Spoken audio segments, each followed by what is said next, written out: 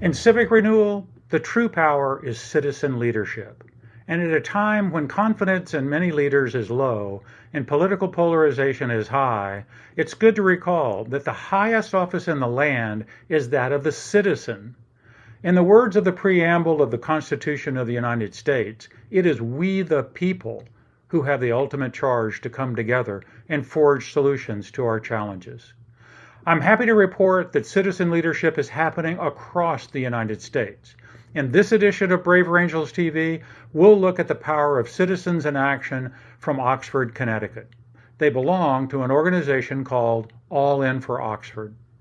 All In for Oxford is a civic organization, an alliance of neighbors, organizations, and businesses working together to ensure everyone has a safe home, enough food to eat, and a voice in the actions that shape their lives. Let's look at the power of citizens in action and how that action can take place in your community too.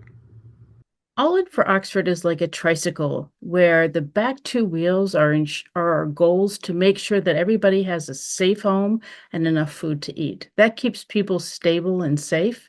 But what moves people forward and what steers them is the front wheel, which is having a voice in the decisions that affect their lives. All In for Oxford had hosted different kinds of events in the past.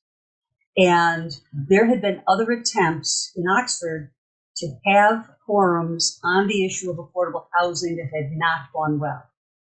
But we were pretty sure that we could put together an event that was fun, productive, civil, and that people would trust us, even coming with a variety of points of view, that they could come in and have a meaningful conversation about a tough topic, and it would be a good night and a good conversation.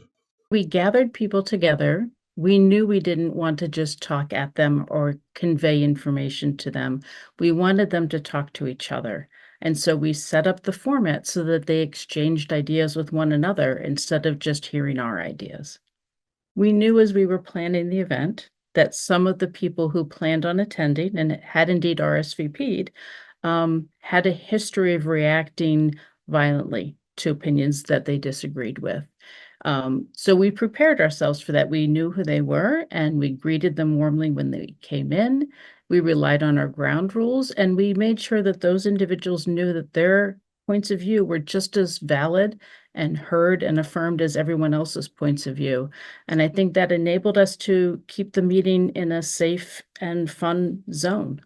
Still fairly recently discovered Braver Angels and was made aware of this concept called the Deliberative Town Hall.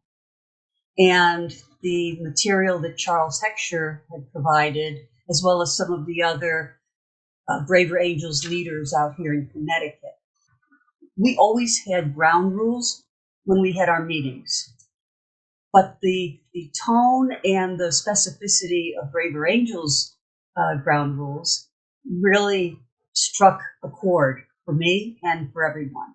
And so that was a really important tool for us. We wanted to have a balance of opinions as much as possible at the tables. And so while people could pick sort of where they were going to sit, they were instructed that we're going to have a balance. People who were for affordable housing, against affordable housing, or fairly neutral. Trust was essential to this process from the very beginning. We had to trust that it was okay not to have a predetermined outcome. We had to trust that we could have people talk to one another. And we had to trust ourselves to refrain from trying to change people's minds. One of the phrases we use in All In for Oxford is that we own what we make. And the we is not All In for Oxford. The we is the whole community.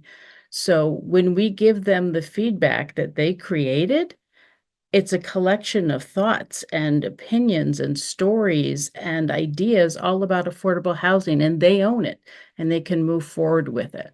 If you're thinking, I wonder if I could do this in my community, if you're thinking it, you can do it. It is something that takes some planning, it takes a few people willing to work together and believing that your townspeople, your community, has more in common than differences. And if you will trust that fact, you will set the stage, not just for that first event, but helping people to believe that they can make a difference and that this can be the start of an ongoing process that is productive and leads to real meaningful change and greater civic engagement in their towns.